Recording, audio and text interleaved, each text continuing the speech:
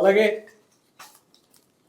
స్విమ్స్ అనేది super speciality hospital TTD పరిధికి తీసుకురావడం జరిగింది. అది దానికోసం ఇది ఎంతో మెరుగైన సేవలు ప్రజలకు ఇస్తుంది. పేద ప్రజలందరూ కూడా ఎంతోమంది లక్షల మంది స్విమ్స్ నుంచి సేవలు పొందుతున్నారు.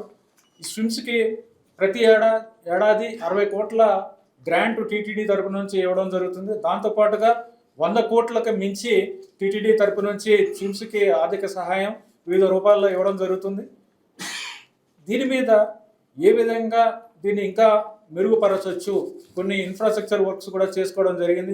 ఈ విధంగా ఇన్ఫ్రాస్ట్రక్చర్ వర్క్స్ ఏవైతే మొదలు పెట్టడం జరిగిందో వాటిని ఏ విధంగా ఉపయోగించవచ్చు, ఇవన్నీ కూడా స్టడీ చేయడానికి ఒక expert committee doctor IV Subbarao గారితో, రిటైర్డ్ ఐఏఎస్ ఆఫీసర్ గారు, ఆయన రిటైర్డ్ ఎగ్జిక్యూటివ్ ఆఫీసర్ టీటీడీ కూడా, ఆయన ద్వారా ఒక ఎక్స్పర్ట్ కమిటీ ఒకటి వేయడం జరిగింది.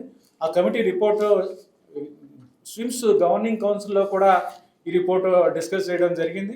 దాని తర్వాత ఈ బోర్డులో ఆ రిపోర్టుని యాక్సెప్ట్ చేయడం జరిగింది.